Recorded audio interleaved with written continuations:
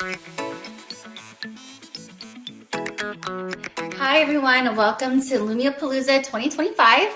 My name is Hang Lee and I'm one of the Education Solutions Consultants here. And today we're going to be diving into a wonderful lesson presented by Sarah, who's going to be showing us some Lumio magic and making sure that we are making learning accessible for all. So again, please feel free to drop in the chat where you're coming from, and if you're on the other side of the world, share what time it is over there where you are. Also, please, we would like this to be as interactive as possible. So if you had any questions or if you needed some clarifying things, or maybe you're just seeing some things you really love within the session, please share it within the chat. Just as a reminder, Lumio Palooza is a free global professional learning event led by educators all around the world.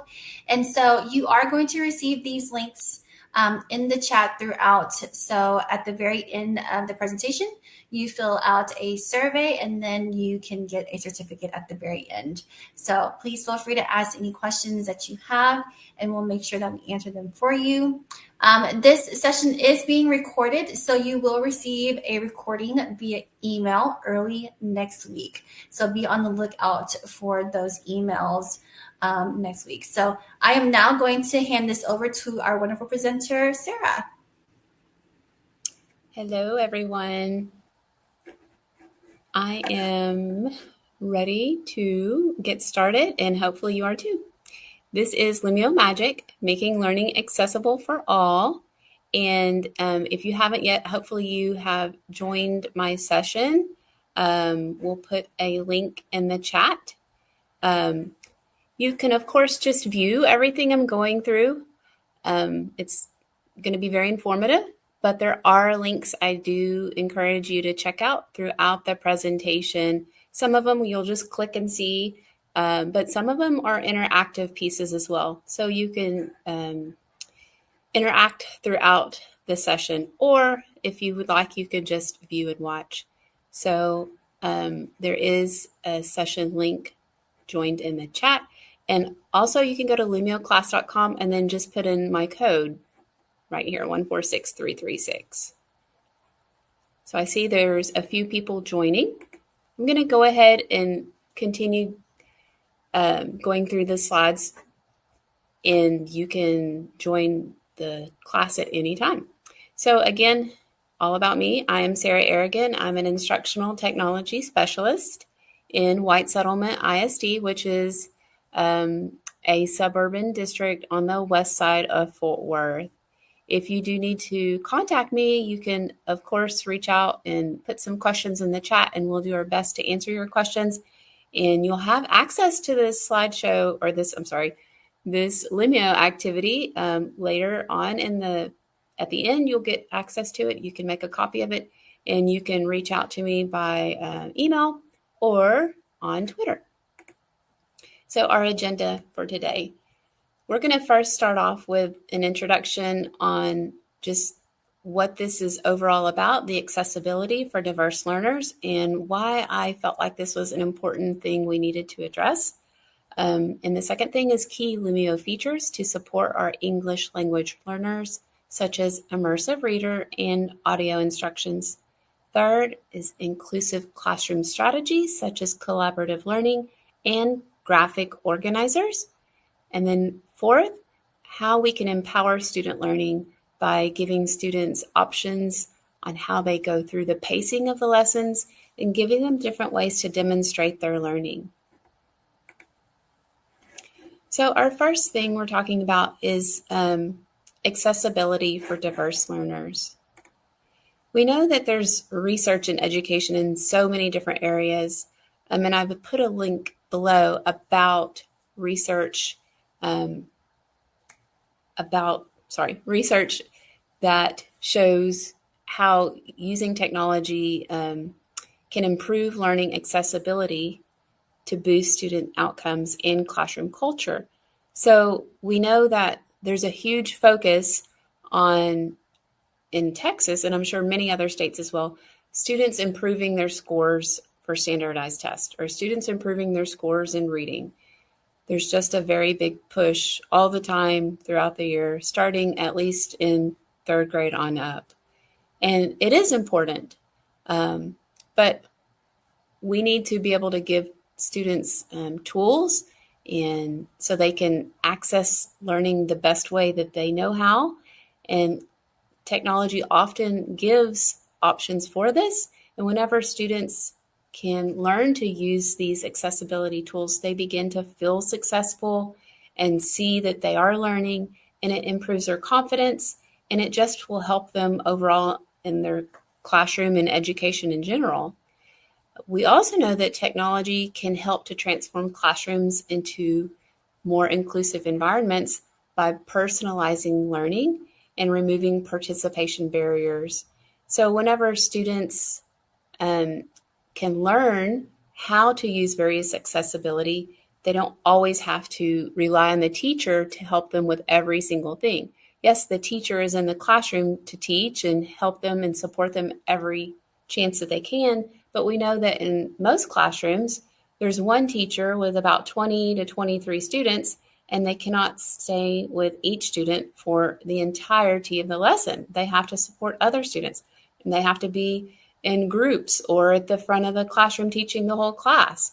But if students can learn how to use different accessibility tools, then they can be empowered to be their own advocate to learn whatever it is they're needing to learn in class because they know how to use the tools that the teachers have shown them. And when they feel empowered that they can take learning in their own hands, then they'll feel more confident and experience more success. So it's important that teachers are taking time to teach students how to use these accessibility tools, and it's important that we show teachers how to implement it correctly. So some of the key Lumio features to support our ELLs include how we can get our students connected. And we see that there's 14 of you already on this Lumio activity with me. And you could see that it was very easy to join.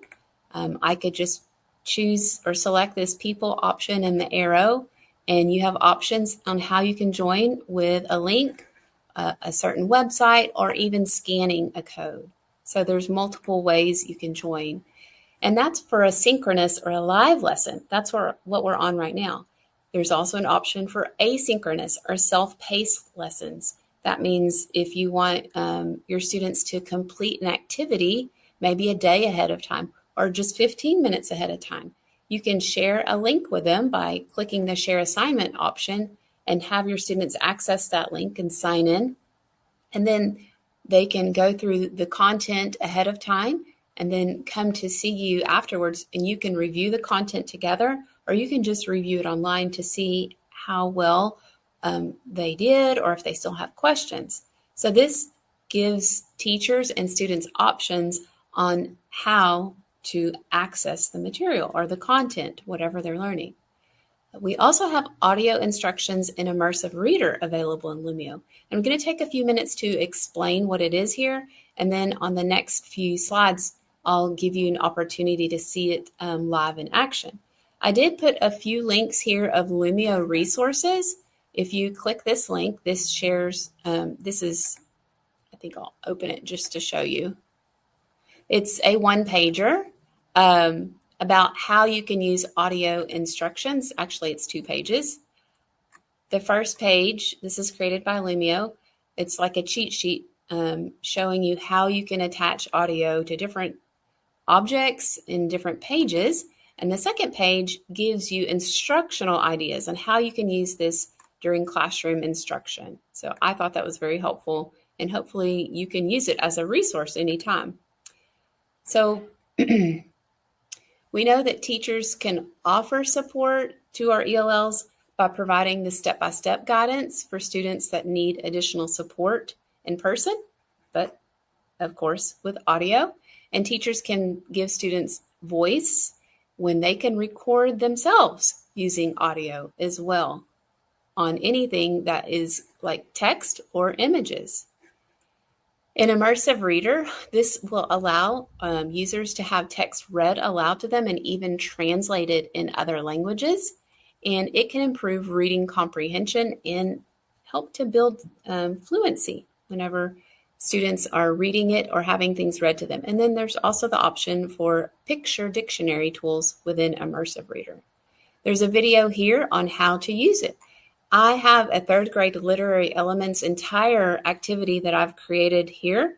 If you wanted to make a copy of it, I've taken a few little pieces out of it, and then I'm going to show you what it looks like to see audio instructions and Immersive Reader in action on the next few slides.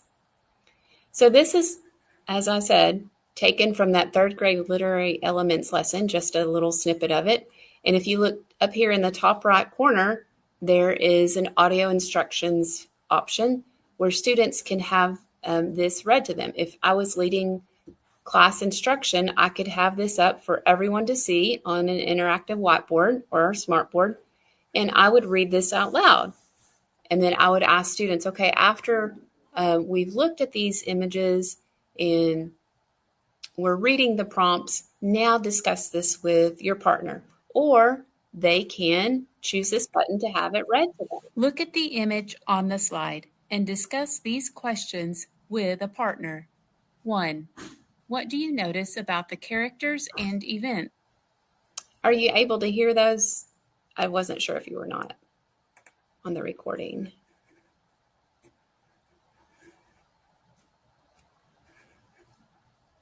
Okay, good. So this is one option for audio instructions for the entire slide. That's not the only way you can use audio. I'm going to show you another one.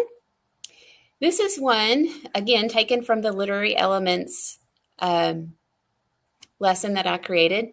And if I wanted to, I could create another audio instructions option for the entire slide, but this is a bit more text heavy. So I recorded more options for each card, one for plot, setting, events, and characters. So students have the option to click each one, and then they could have each part read Plot. aloud. Conflict. The main problem that the characters face. So of course you can read it aloud, but sometimes I've had students ask me, can you read it again? Can you read it again? And with this recording option, they can click play as many times as they want. And it's more specific on these individual cards. So this is another option on how you can use audio. Now I wanted to show you, again, from the Literary Elements lesson, how you can use Immersive Reader. So I typed all of this text in and I took some screenshots. And here on the side, I had the 3 dots, and then there's the Immersive Reader button. If I click it, you'll see this come up highlighted. And anything that's highlighted, it's going to open into a new tab and give you the option to use Immersive Reader. So hopefully you are familiar with Immersive Reader by now. It's a powerful tool that Microsoft has been using for a few years, and I love that Lumio has it now. Of course, you can just simply click play and it will be read to you. As we read the text, we will pause to identify literary elements. You have the option to change the settings, the voice speed, change it from male or female. There's even more settings in the top right, and we'll go through each of these because I feel like this is important since it is a feature that you would want to show your ELL students. And if I had ELL students in my class, I would take time to go through each of these options to model what it is and how to use it. So the line focus focuses where the text will be read line by line. You can turn that on or off. Of course, there's picture dictionary. So if we're looking at the word read or read, it shows you a picture of what the word is. It's not going to be on every single thing, but on many things it will be there. So, and then translating. There's so many different languages you can choose from. We have a lot of Spanish students in our district, and there's different dialects of Spanish. So I'm going to choose Spanish Mexico. And right now it's on Word. If I want the word read translated, I'm going to click it. So I have the English word and the Spanish word. Leer. Okay. If I wanted the entire document translated, it could do that as well. and then I could click play and it will read it in Spanish with the correct accent. A medida que leemos el texto, nos detendremos para identificar. If we wanted to choose the grammar options and you have a student, let me change the language back to English. Sorry. I'm not as familiar with Spanish. United States. Okay. If I wanted to go and turn on the syllables option for students that need words broken up by syllable, there's that option. You have the option to have different parts of speech highlighted in different colors. And another feature is this one about text. You can increase the text size, increase the spacing, and also colored overlays. I remember I had a student that had an individualized education plan, an IEP, that they had to have a green overlay on everything. Well, this provides a colored overlay for everything, or whatever color you're looking for. So there's many different options to choose from. So I love that we have these options all available to us in Lumio. If the text can be clicked on and highlighted, then there is that option. I also wanted to go show you another page that it's not just text that you will type. Of course, that can be highlighted. This is not something I typed up. This was taken from a 3rd grade Ed HMH textbook. The class, the teacher read it in class, or part of it in class with the students, but they didn't get to finish it. So she downloaded this PDF from their online textbook and then uploaded it here into Lumio. So this has the option to have immersive reader work as well. So if we just click immersive reader and anything that is highlighted here, it will work the same. Open up a new tab, and then you have the option to have everything and all of the tools, again, an immersive reader. So this is a really great option for our students that need assistance in reading.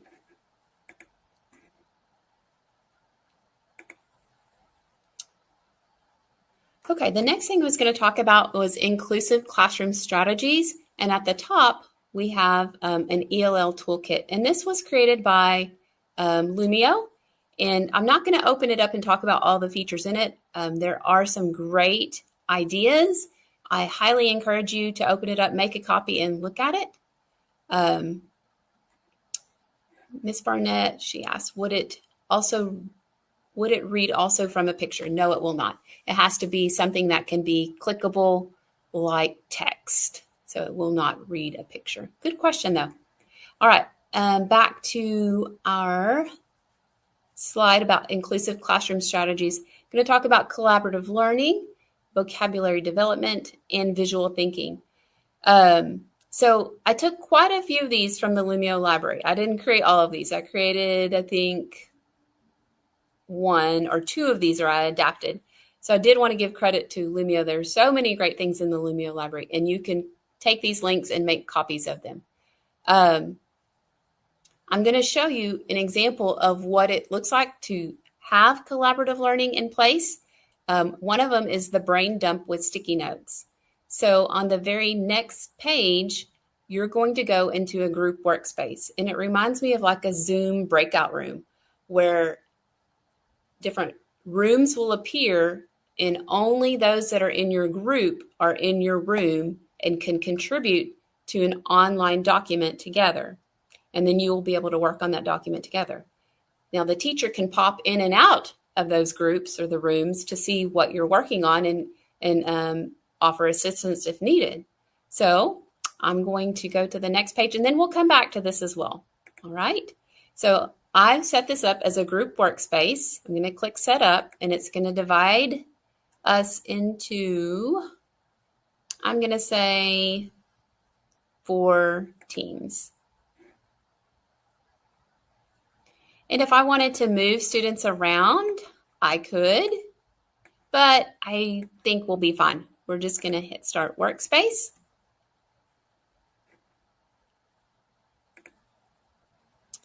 And hopefully you're able to click on one of these Post-its and type an answer. What is something you would like to try in your school? So just put anything you would like and then move it around. This could be an opportunity for collaboration in a smaller group. So I'm going to, as a teacher, pop into some other group workspaces to see what others have put.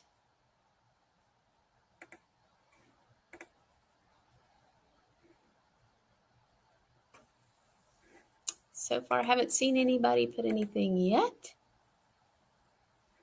You should be able to type on it whatever you'd like, and then you could make it larger or smaller.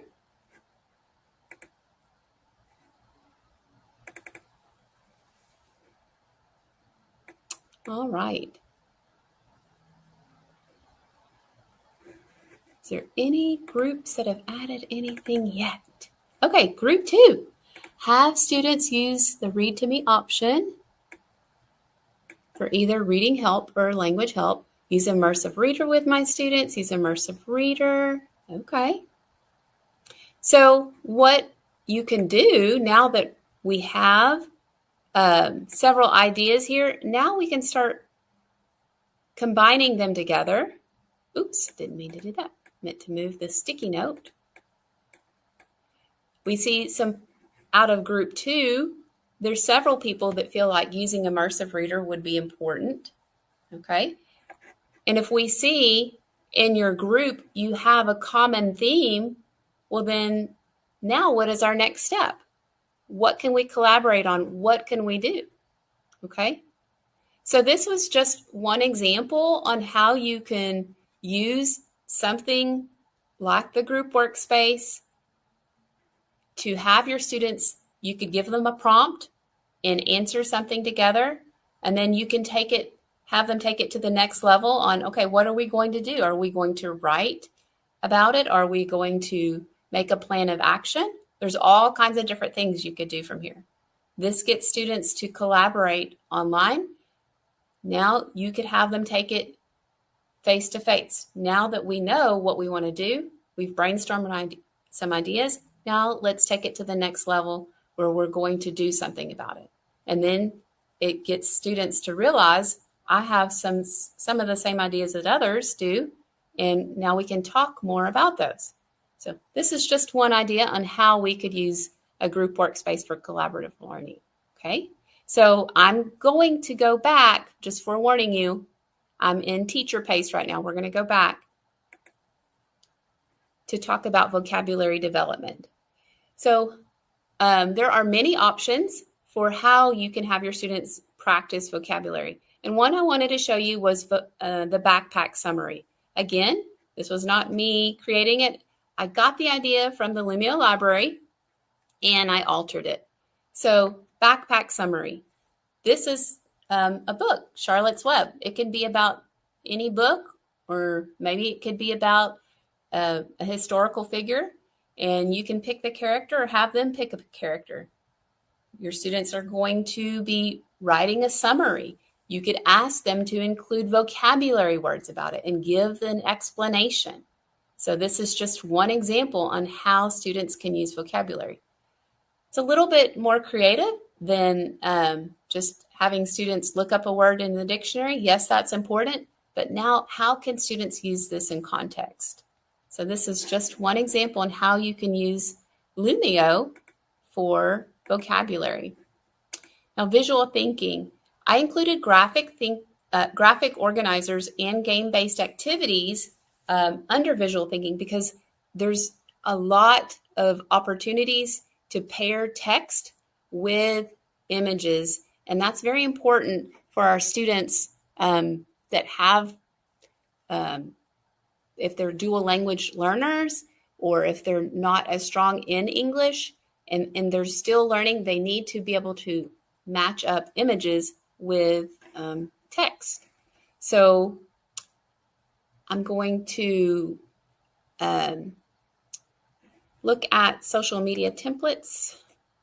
And this is an example that if you're learning about a specific character or historical figure, of course, you could just have a regular slide about whoever it would be, but you could have them create something like a TikTok page or a Facebook page about a character to give images or some information about them or who their friends might be. So it'd be a little bit different than just a traditional report where it gives information about them. It allows students to be more creative on some things. And the last thing on inclusive classroom strategies I was going to talk about is game-based activities. There's a toolkit here where it shows you every type of game-based activity there is in Lumio, and I'm just going to show you one of them. I created this activity called Plant and Animal Cells, and we're going to go to that. So if I were teaching a lesson, I would have students complete this super sort as a pre-quiz.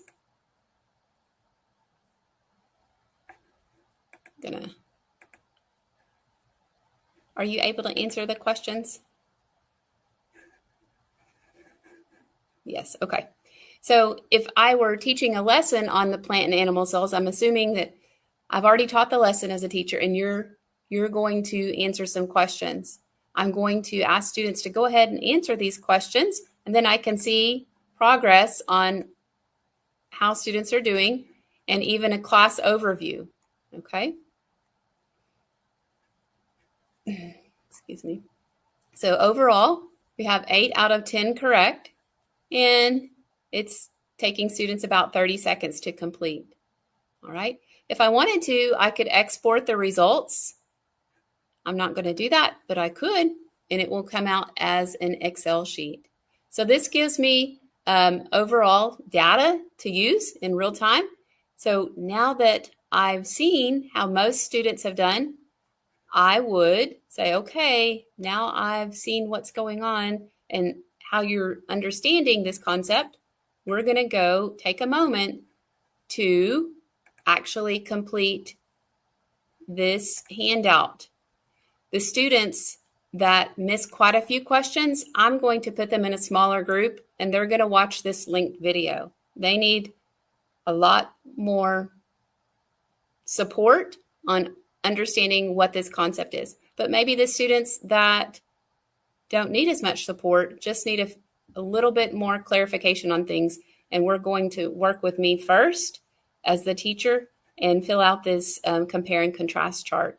And then afterwards, when I feel like the students are ready, then they can move on to continue to take the quiz again. It would be more like a post quiz, and the students that had more trouble, they would then, after they viewed the video first, then come see me for additional support, and then I could provide some more clarification, and then they would go on to complete the post quiz. And then we could have a comparison of how the students did pre-quiz and post-quiz. And then it would allow you to export the results from the first one and the second one.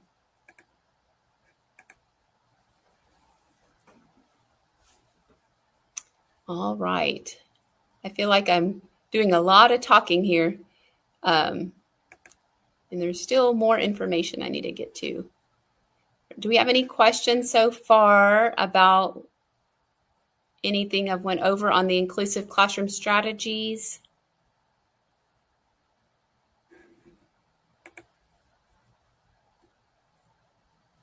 Okay. I'm going to go on and towards the end, empowering student learning. So I'm going to change this to teacher. So I've been showing you throughout the whole time what synchronous learning looks like for student pacing. when you have been on the live lesson with me, when I change it from student to teacher, it brings everyone back together. Sometimes you need students to be right with you, looking at exactly the same thing.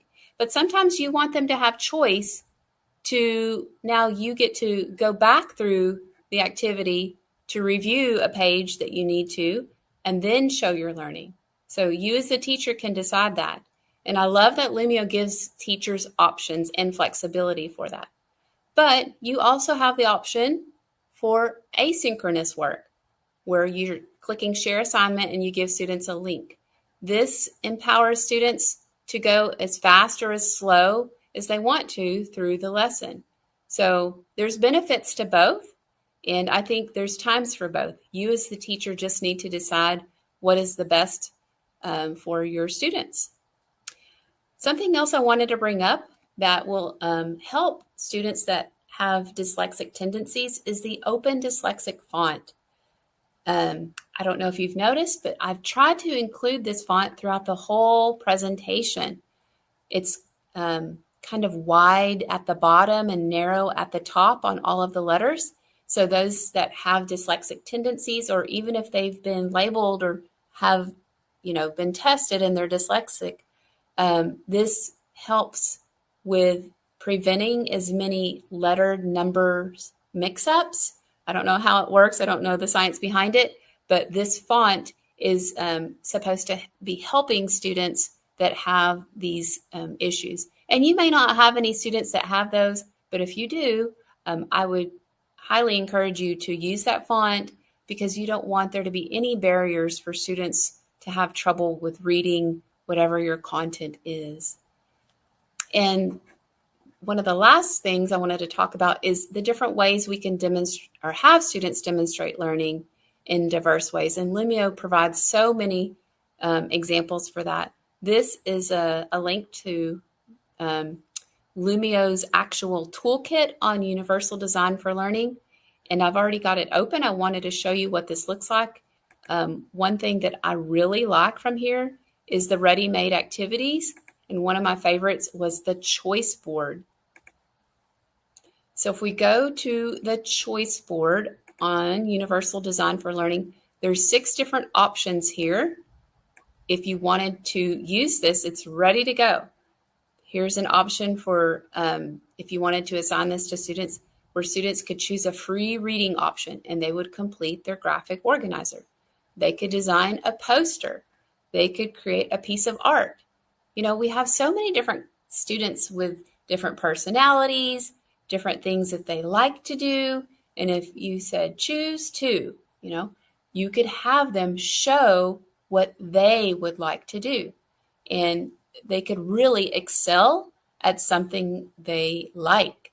And it would just raise the bar on what it is that they're learning, because it requires them to, of course, learn the content and share what they've learned, but also it requires them to just be more engaged, and it'll give them opportunity to really shine on things that they like to do. Okay, so I was going to wrap it up now by doing a shout it out. And you have 3 different questions. You don't have to answer all of them, but there's 3 different questions or 3 different areas. The same question for each topic is, what insight granted you the most amazement? What made you just go, wow? What surprised you? Or what questions would you still like to know about? Whether it's a key Lumio feature about audio instructions, immersive reader, or empowering student learning, on student pacing, the Open Dyslexic font, or how students can demonstrate their learning, or inclusive classroom strategies, any of these. If you just have one question, post it, or just something that amazed you. Okay, I'm seeing a lot in the key Lumio features. Very cool. Some of these are kind of tiny, so I'm going to click on them to make it larger. Immersive reader. When you provide a choice board, are the kids creating through Lumio or on another app? From that Universal Design for Learning toolkit, that's all within Lumio. But if you wanted to, you could link going to other things. I believe that you can use Book Creator now. There's probably some other tools that you could go to another app. But the one that I showed you on the Universal Design for Learning, that's all within Lumio. Good question. Okay. Immersive Reader's capability of translating text into different languages. Yep. That's another great one. All the options for Immersive Reader. A lot of people are impressed with that Immersive Reader. I am too. Lots of help for us when we need to accommodate.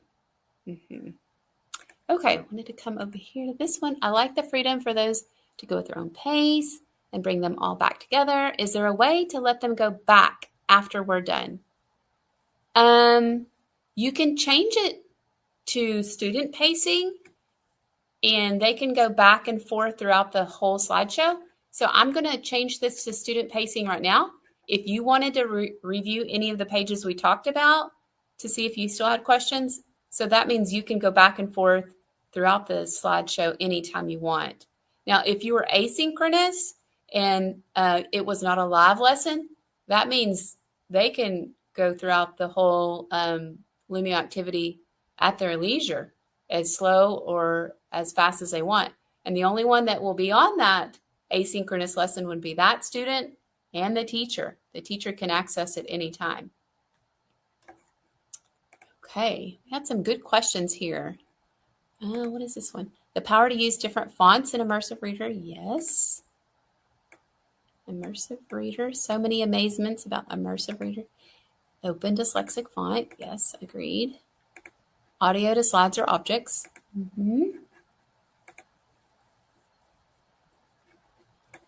So I think that was a question.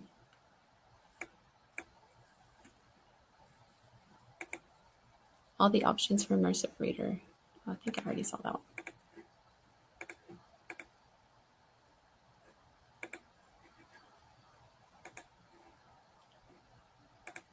I am curious whether the font is also available in Google Suite. I have a Google Doc open right now. Let me test that and see. I know it's in Canva. It is.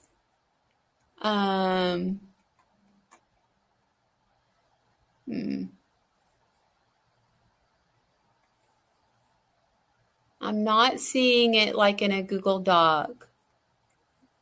I'm not doing a thorough search, but when I'm just going through the scrolled list, I'm not seeing here. I might be wrong, but I'm not seeing it in a Google Doc. Good question. I didn't know that. Okay.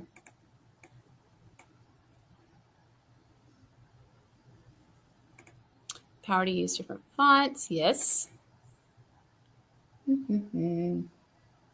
I think I've looked at all of the questions.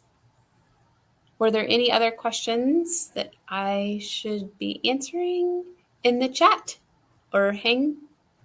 Anything else? No, I'm not seeing anything else there. But thank you, Sarah, for presenting this session. I think it was very informative. I loved, especially like the differentiation, can we say that 10 times fast? Differentiation. When you did the game, and then if they needed more help, they had the option of reviewing additional materials, and then of course assessing them again with the game afterwards. I really loved that being a part of a lesson, and so something I've done as well. But just looking forward, thank you for, again, presenting. Thank you for the resources. We do have some things coming up with Lumio as well. We have a Lumio Back to School Bash that's happening August 21st. So please feel free to join us again live with that. If you are not already an ambassador, please check out some of our Lumio ambassador resources. Connect with other educators just like yourselves via all social media. We have a pretty good Facebook group. I know when things, happen to go down, people will ask in there if anybody else is experiencing issues. So please feel free to connect with other educators in that way. And then also at the very end, there is going to be a link to the survey. I think Miss Chris will be putting that into the chat. That way you can get your certificate at the very end. And of course, if you are logged into Sarah's Lumio lesson, the survey link is also there for you to click on as well. If you wanted a copy of this actual activity, there is a link right there as well. You can save that to your Lumio library. Perfect. So I will make sure I post the link. Here is the form for the survey. And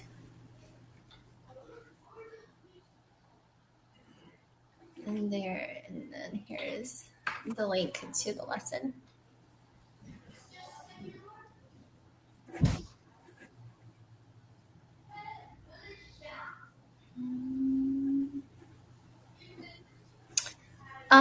I think, is it Danielle Stasa? You said you didn't get a link from a survey from an earlier session.